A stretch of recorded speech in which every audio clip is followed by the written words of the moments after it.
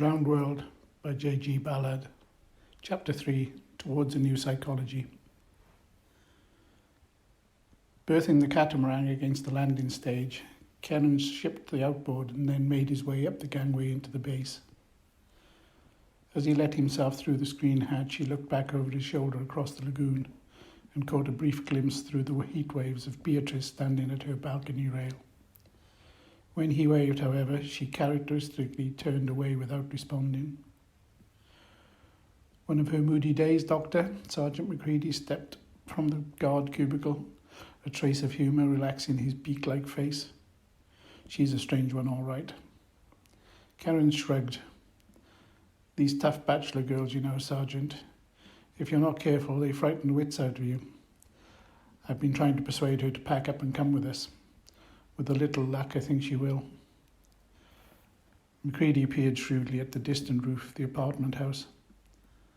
I'm glad to hear you say so, Doctor, he ventured non-committally. But Cairns was unable to decide if his scepticism was directed at Beatrice or himself. Whether or not they finally stayed behind, Cairns had resolved to maintain the pretense that they were leaving. Every spare minute of the next 3 days would be needed to consolidate their supplies and steal whatever extra equipment they required from the base stores. Cairns had still not made up his mind.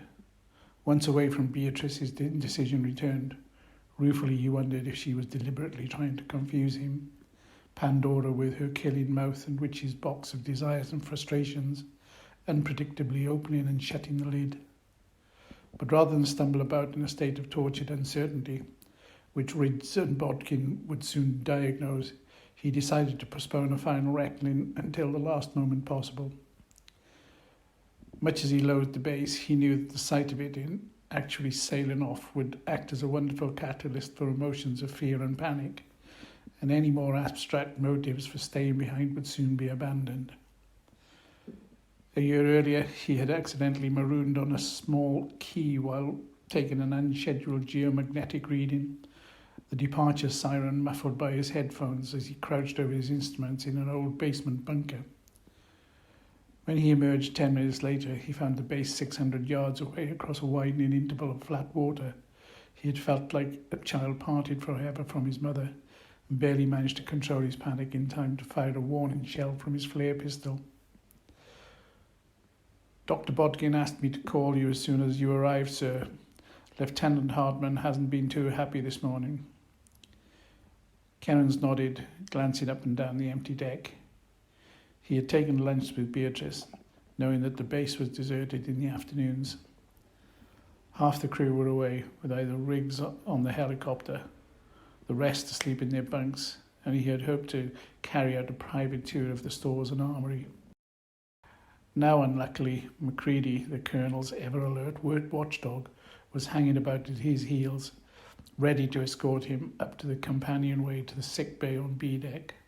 Karen studiously examined a pair of Anopheles mosquitoes which had slipped through the wire hatch behind him. They're still getting in, he pointed out to Macready. What's happened to the double screening you were supposed to be putting up? Swatting at the mosquitoes with his forage cap, Macready looked around uncertainly. A secondary layer of screening around the wire mesh enclosing the base had long been one of Colonel Riggs' pet projects. At times he would tell Macready to detail a squad to carry out the work, but as this involved sitting on a wooden trellis in the open sunlight in the centre of a cloud of mosquitoes, only a few token sections around Riggs' cabin had been completed. Now that they were moving northward, the utility of the project had faded, but Macready's Presbyterian conscience, once roused, refused to let him rest.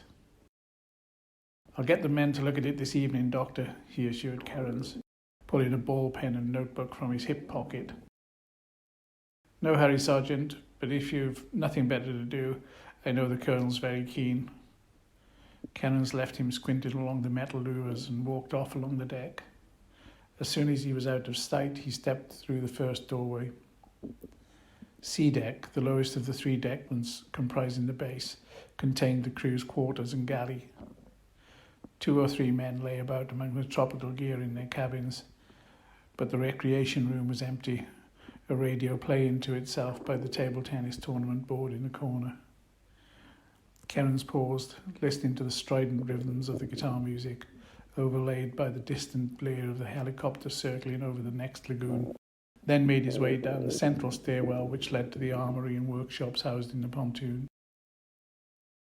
3/4 of the hull was occupied by the 2,000 HP diesels which powered the twin screws and by the oil and aviation fuel tanks, and the workshops had been temporarily transferred during the final aerial sweeps to the 2 vacant offices on A deck, besides the officers' quarters, so that the mechanics could service the helicopter with the maximum speed.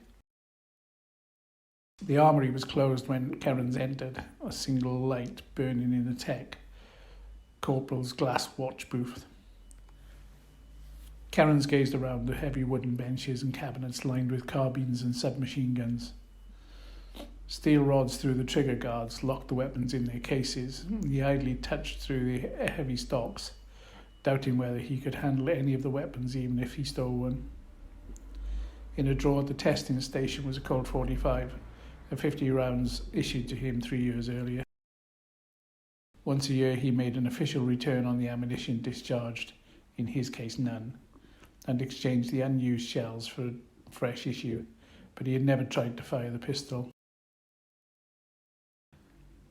On his way out, he scanned the dark green ammunition boxes stacked around the wall below the cabinets, all of them double padlocked.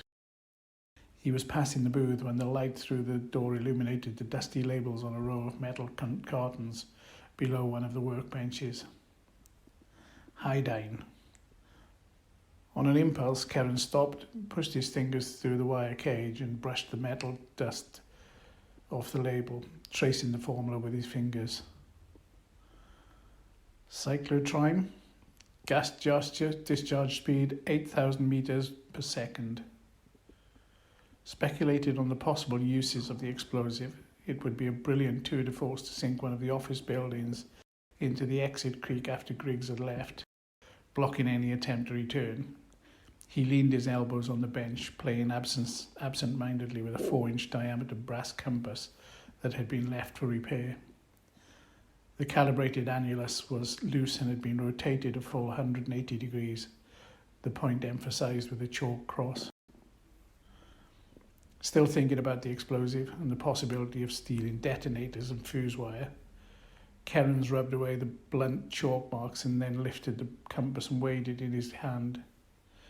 Leaving the armoury, he began to climb the stairway, uncaging the compass and letting the pointer dance and float. A sailor walked past along sea deck, and Kerins quickly slipped the compass into his jacket pocket.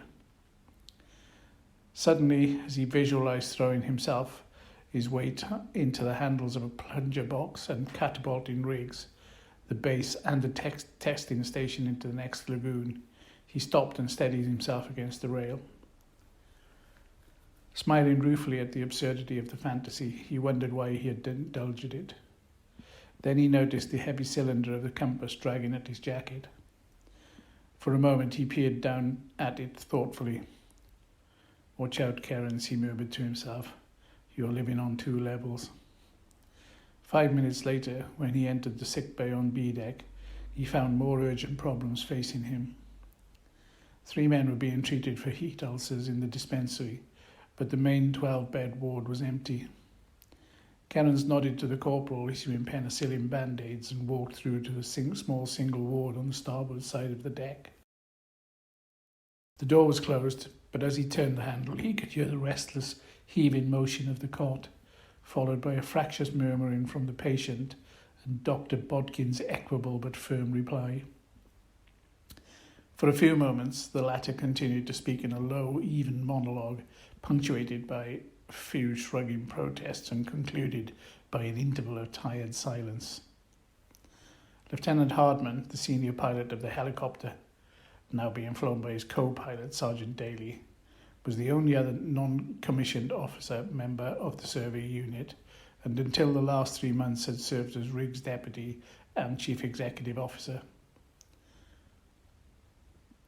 A burly, intelligent but somewhat phlegmatic man of about 30, he had quietly kept himself apart from the other members of the unit.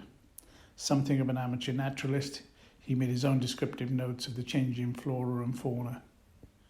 employing a taxonomic system of his own devising. In one of his few unguarded moments, he had shown the notebooks to Kerens, then abruptly withdrawn himself when Kerens tactfully pointed out that the classifications were confused. For the first 2 years, Hardman had been the perfect buffer between Riggs and Kerens. The rest of the crew took their cue from the lieutenant, and this had the advantage, from Kerens' point of view, that the group never developed that sense of happy cohesion a more extrovert second-in-command might have instilled, and which would have soon made life unbearable.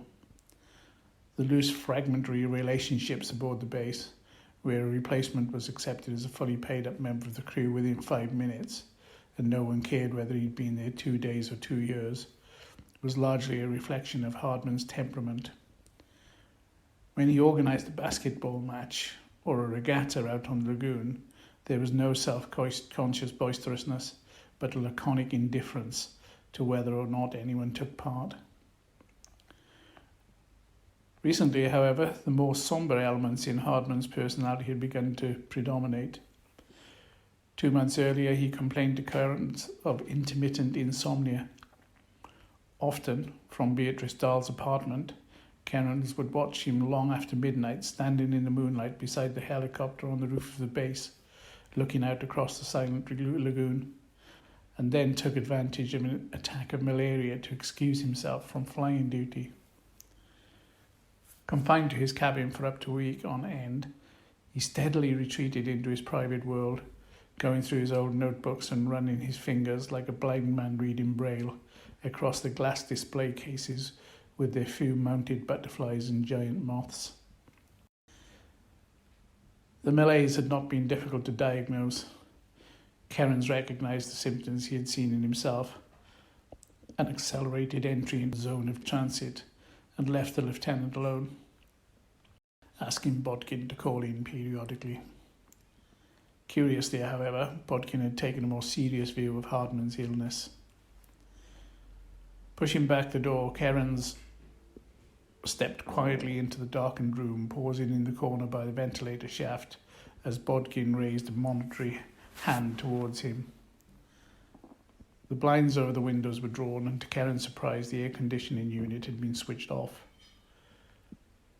The air pumped in through the ventilator was never more than 20 degrees below the ambient temperature of the lagoon, and the air conditioner normally kept the room at an even 70 degrees. But Bodkin had not only switched this off, but unplugged a small electric fire into the shaver socket over the hand basin mirror. Kerens remembered him building a fire in the laboratory at the testing station, fitting a dented paraboloid mirror around the single filament. Little more than a couple of watts in strength, the fire seemed to emit an immense heat, blazing out into the smaller room like a first furnace mouth, and within a few seconds, Kerens felt the sweat gathering around his neck. Bodkin, sitting on the metal bedside chair with his back to the fire, was still wearing his white cotton jacket, stained by 2 wide patches of sweat that touched between his shoulder blades, and in the dim red light, Kerens could see the moisture beading off his head like drops of white hot lead. Hardman lay slumped back on one elbow, his broad chest and shoulders filling the backrest, big hands holding the leads of a pair of headphones clasped to his ears. His narrow, large-jawed face was pointed towards Kerens, but his eyes were fixed on the electric fire. Projected by the parabolic bowl, a circular disc of intense red heat, 3 feet in diameter, covered the wall of the cabin, Hardman's head at its centre, like an enormous glowing halo. A faint scratching noise came from a portable record player on the floor at Bodkin's feet, a single 3-inch disc spinning on its turntable. Generated mechanically by the pickup head, the almost imperceptible sounds of a deep, slow drumming reached Kerens, lost as the record ended and Bodkin switched off the player. Quickly, he jotted something down on the desk pad, then turned off the electric fire and put on the bedside lamp. Shaking his head slowly, Hardman pulled off the headphones and handed them to Bodkin. "This is a waste of time, Doctor. These records are insane. You can put any interpretation you like on them." He He settled his heavy limbs uncomfortably in the narrow cot. Despite the heat, there was little sweat on his face and bare chest, and he watched the fading embers of the electric fire as if reluctant to see them vanish. Bodkin stood up and put the record player on his chair, wrapping the headphones around the case. Perhaps that's the point, Lieutenant. A sort of oral Rorschach. I think the last record was the most evocative, don't you agree? Hardman shrugged with studied vagueness, evidently reluctant to cooperate with Bodkin and concede even the smallest point. But despite this, Kerins felt that he had been glad to take part in the experiment, using it for his own purposes. Maybe, Hardman said grudgingly, but I'm afraid I didn't suggest a concrete image. Bodkin smiled, aware of Hardman's resistance, but prepared for the moment to give it in to him. Don't apologise, Lieutenant. Believe me, that was our most valuable session so far. He waved to Kerins. Come in, Robert. I'm sorry it's so warm. Lieutenant Hardman and I have been... He pointed to a contraption on the bedside table, which appeared to be 2 alarm cots clipped back to back, crude metal extensions from the hands interlocking like the legs of 2 grappling spiders. Keep this thing running as long as you can. It shouldn't be too difficult. All you have to do is reset both alarms after each 12-hour cycle. They wake you once every 10 minutes, just enough time for you to get sufficient rest before you slide off the preconscious shelf into your deep sleep. With luck, there'll be no more dreams. Hardman smiled skeptically, glancing up briefly at Kerins. I think you're being over-optimistic, Doctor. What you really mean is that I won't be aware of them. He picked up a well-thumbed green file, his botanical diary, and began to turn the pages mechanically. Sometimes I think I have the dreams continuously, every minute of the day. Perhaps we all do. His tone was relaxed and unhurried, despite the fatigue which had drained the skin around his eyes and mouth, making his long jaw seem even more lantern-like. Kerins realised that the malaise, whatever its source, had barely touched the central core of the man's ego. The element of tough self-sufficiency in Hardman was as strong as ever, if anything stronger, like a steel blade springing against a fencing post and revealing its sinews. Bodkin dabbed at his face with the yellow silk handkerchief, watching Hardman thoughtfully. His grimy cotton jacket and haphazard attire, coupled with his puffy quinine-tinted skin, misleadingly made him look like a seedy quack, masking a sharp and unresting intelligence. Perhaps you're right, Lieutenant. In fact, some people used to maintain that consciousness is nothing more than a special category of the cytoplasmic coma, that the capacities of the central nervous system are as fully developed and extended by the dream life as they are during what we call the waking state. But we have to adopt an empirical approach. Try whatever remedy we can. Don't you agree, Kerins? Kerins nodded. The temperature in the cabin had begun to fall, and he felt himself breathing more freely. A change of climate will probably help as well. There was a dull clatter outside as one of the metal scows being hauled up into its davits clanged against the hull. He added, "The atmosphere in these lagoons is pretty enervating. 3 days from now, when we leave, I think it will all have showed a marked improvement." He assumed that Hardman had been told of their imminent departure, but the lieutenant looked up at him sharply. Lowering his notebook, Bodkin began to clear his throat noisily and abruptly started talking about the danger of drafts from the ventilator. For a few seconds, Kerins and Hardman watched each other steadily, and then the lieutenant nodded briefly to himself and resumed his reading, carefully noting the time from the bedside clocks. Angry with himself, Kerins went over to the window, his back turned to the others. He realised that he had told Hardman deliberately, unconsciously hoping to elicit precisely this response, and knowing full well why Bodkin had withheld the news. Without the shadow of doubt, he had warned Hardman, telling him that whatever task he had to carry out, whatever internal perspectives to bring to a common focus, this should be completed within 3 days. Cannons looked down irritably at the alarm device on the table, resenting his diminishing control over his own motives. First the meaningless theft of the compass, and now this act of gratuitous sabotage. However varied his faults, in the past he had always believed them to be actions.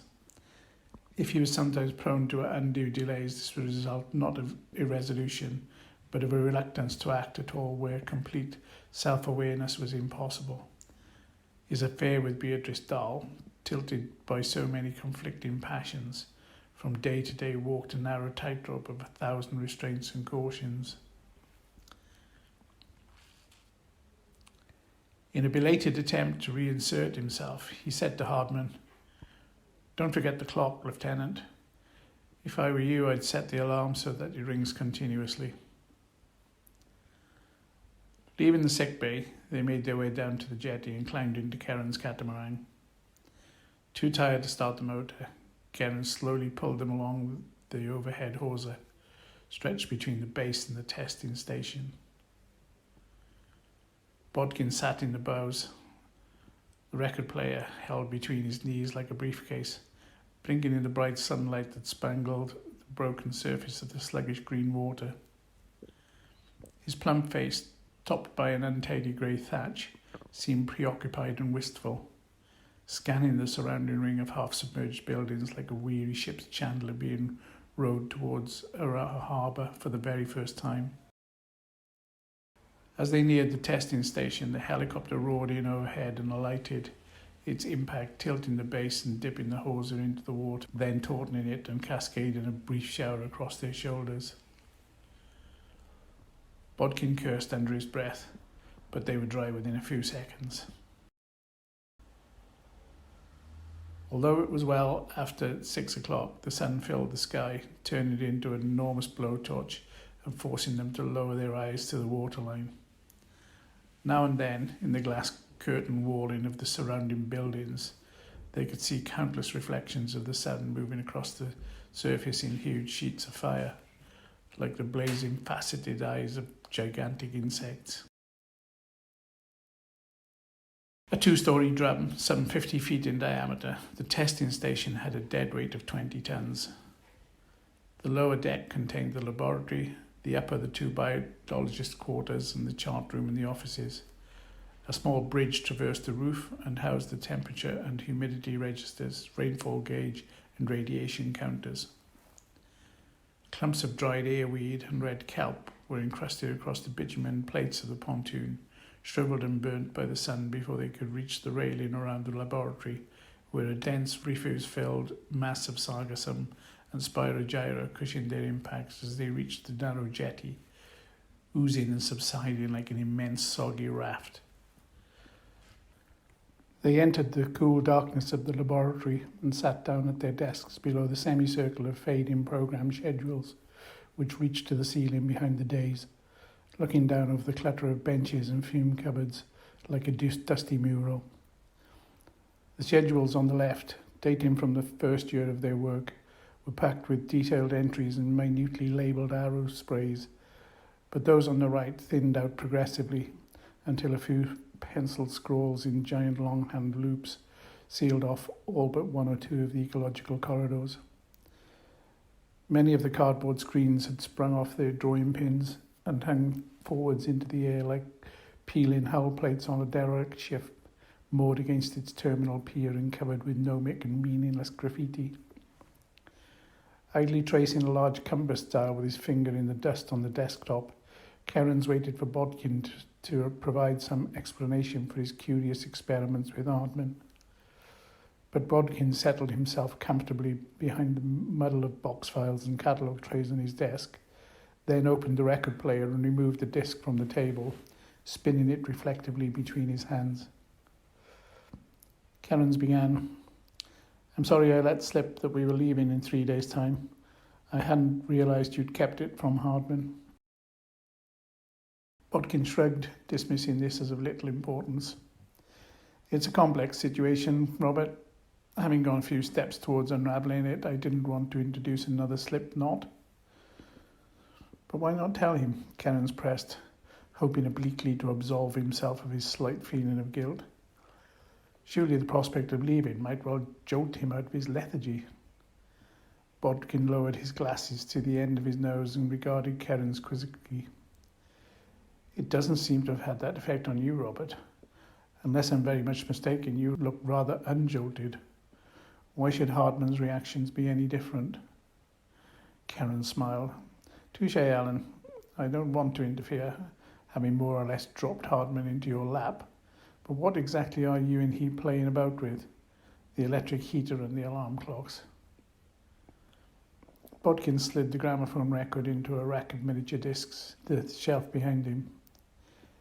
He looked up at Karen's and for a few moments watched him with the mild but penetrating gaze with which he had observed Hardman, and Karen's realised that their relationship, until now that of colleagues confiding completely in each other, had become closer to that of observer and subject. After a pause, Bodkin glanced away to the programme charts, and Karen's chuckled involuntarily. To himself he said, "Damn the old boy, he's got me up there now with the algae and the nautiloids. Next he'll be playing his records at me." Bodkin stood up and pointed to the 3 rows of laboratory benches, crowded with vivaria and specimen jars, pages from notebooks pinned to the fume hoods above them. "Tell me, Robert, if you had to sum up the last 3 years' work in a single conclusion, how would you set about it?" Karen's hesitated, then gestured offhandedly. It wouldn't be too difficult. He saw that Bodkin expected a serious answer and composed his thoughts. Well, one would simply say that in response to the rises in temperature, humidity and radiation levels, the flora and fauna of this planet are beginning to assume once again the forms they displayed the last time such conditions were present. Roughly speaking, the Triassic. Correct. Bodkin strolled off among the benches. During the last 3 years, Robert, you and I have examined something like 5,000 species in the animal kingdom, seen literally tens of thousands of new plant varieties. Everywhere the same pattern has unfolded, countless mutations completely transforming the organism to adapt them for survival in the new environment. Everywhere there's been the same avalanche backwards into the past, so much so that the few complex organisms which have managed to retain a foothold unchanged on the slope look distinctly anomalous. A handful of amphibians, the birds, and man. It's a curious thing that although we've carefully catalogued the backward journeys of so many plants and animals, we've ignored the most important creature on this planet. Karen's laughed. "I'll willingly take a small bow there, Alan. But what are you suggesting? The Homo sapiens is about to transform himself into Cro-Magnon and Java Man? And ultimately into Sinanthropus? Unlikely, surely. Wouldn't that merely be Lamarckism in reverse?" "Agreed. I'm not suggesting that." Bodkin leaned against one of the benches, feeding a handful of peanuts to a small marmoset caged in a converted fume cupboard. Though obviously after 200 or 300 million years, Homo sapiens might well die out and our little cousin here become the highest form of life on the planet. However, a biological process isn't completely reversible. He pulled the silk handkerchief out of his pocket and flicked it at the marmoset, which flinched away tremulously. "If we return to the jungle, we'll dress for dinner." He went over to a window and gazed out through the mesh screen, the overhang of the deck above shutting out all but a narrow band of the intense sunlight. Steeped in the vast heat, the lagoon lay motionlessly. Pails of steam humped over the water like elephantine spectres.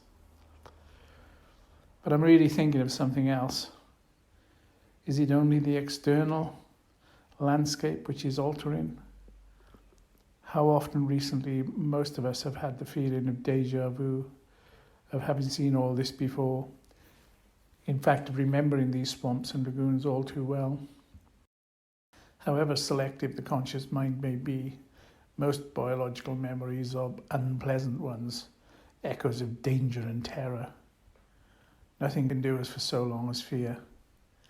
Everywhere in nature one sees evidence of innate releasing mechanisms literally millions of years old, which have lain dormant through thousands of generations, but retained their power undiminished. The field rat's inherited image of the hawk's silhouette is the classic example. Even a paper silhouette drawn across a cage sends it rushing frantically for cover. And how else can you explain the universal but completely groundless loathing of the spider, only one species of which has ever been known to sting? Or the equally surprising, in view of this comparative rarity, hatred of snakes and reptiles. Simply because we all carry within us a submerged memory of the time when the giant spiders were lethal and when the reptiles were the planet's dominant life form. Feeling the brass compass which weighed down his pocket, Karen said, "So you're frightened that the increased temperature and radiation are alerting similar IRMs in our own minds?" "Not in our minds, Robert. These are the oldest memories on Earth, the time codes carried in every chromosome and gene. Every step we've taken in our evolution is a milestone inscribed with organic memories, from the enzymes controlling the carbon dioxide cycle to the organization of the brachial plexus and the nervous pathways of the pyramid cells in the midbrain. Each is a record of 1,000 decisions taken in the face of sudden physico-chemical crisis. Just as psychoanalysis reconstructs the original traumatic situation in order to release the repressed material, so we are now being plunged back into the archaeopsychic past, uncovering the ancient taboos and drives that have been dormant for epochs. The brief span of an individual life is misleading. Each one of us is as old as the entire biological kingdom, and our bloodstreams are tributaries of the great sea of its social memory. The uterine odyssey of the growing fetus recapitulates the entire evolutionary past, and its central nervous system is coded timescale, each nexus of neurons in each spinal level marking a symbolic station, a unit of neuronic time. The further down the CNS you move, from the hindbrain through the medulla into the spinal cord, the further you descend back into the neuronic past.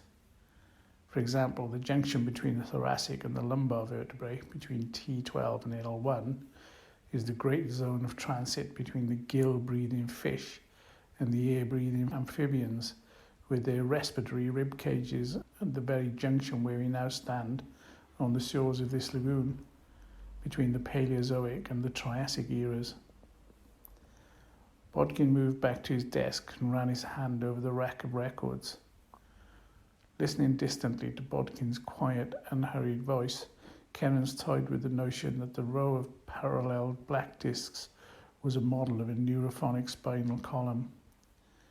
He remembered the faint drumming emitted by the record player in Hardman's cabin and its strange undertones. Perhaps the conceit was closer to the truth than he imagined. Bodkin went on, "If you like, you could call this the psychology of total equivalence. Let's say neuronics for short, and dismiss it as a metabiological fantasy. However, I am convinced that as we move back through the geophysical time, so we re-enter the amniotic corridor and move back through the spinal and archaeopsychic time, recollecting in our unconscious minds the landscapes of each epoch, each with a distinct geological terrain, its own unique flora and fauna, as recognizable to anyone else as they would be to a traveller in a Wellesian time machine. Except that this is no scenic railway, but a total reorientation of the personality. If we let these buried phantoms master us as they reappear, we'll be swept back helplessly in the flood tide like pieces of flotsam." He picked one of the records from the rack, then pushed it away with a gesture of uncertainty. "This afternoon I may have taken a risk with Hardman, using the heater to stimulate the sun and raise the temperature well into the 120s, but it was worth a chance. For the previous 3 weeks his dreams were almost driving him out of his mind. but during the last few days he's been much less disturbed, almost as if he were accepting the dreams and allowing himself to be carried back without retaining any conscious control. For his own sake, I want to keep him awake as long as possible. The alarm clocks may do it. If he remembers to keep them set, Kerens commented quietly. Outside in the lagoon, the sound of Riggs' cutter droned past. Stretching his legs, Kerens walked over to the window and watched the landing craft swing in, a diminishing arc around the base. While it berthed by the jetty, Riggs held an informal conference with Macready across the gangway.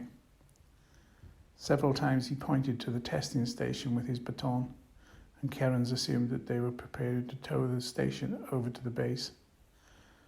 But for some reason, the imminent departure left him unmoved. Bodkin's speculations, however nebulous, and his new psychology of neuronics offered a more valid explanation for the metamorphosis taking place in his mind than any other. The tacit assumption made by the UN Directorate that within the new parameters described by the Arctic and Antarctic circles, life would continue much as before, with the same social and domestic relationships, by and large the same ambitions and satisfactions, was obviously fallacious, as the mountain floodwater and temperature would show when they reached the so-called polar readouts. A more important task than mapping the harbours and lagoons of the external landscape was to chart the ghostly deltas and luminous beaches of the submerged neuronic continents. "Alan," he asked over his shoulder, still watching Riggs stamping about on the landing jetty, "why don't you draft a report to Bird? I think you should let them know. There's always a chance of..." But Bodkin had gone. Kerens listened to his feet dump slowly up the stairway and disappear into his cabin, the fatigued tread of a man too old and too experienced to care whether or not his warnings were heeded. Kerens went back to his desk and sat down. From his jacket pocket he withdrew the compass and placed it in front of him, cradling it between his hands. Around him the muted sounds of the laboratory formed a low background to his mind. The furry pattering of marmoset, the tick of a recording spool somewhere, the grating of a revolving rig estimating a creeper's phototropism. Idly, Kerens examined the compass, swinging the bearing gently in its air bath and then aligning the pointer and scale. He tried to decide why he had taken it from the armoury. Normally it was installed in one of the motor launches, and the disappearance would soon be reported, probably involve him in the petty humiliation of admitting its theft. Caging the compass, he swung it around towards himself, without realizing it sank into a momentary reverie in which his entire consciousness became focused on the serpentine terminal touched by the pointer, on the confused, uncertain, but curiously potent image summed up by the concept, South, with all its dormant magic and mesmeric power, diffusing outwards from the brass bowl held in his hands like the heady vapours of some spectral grail.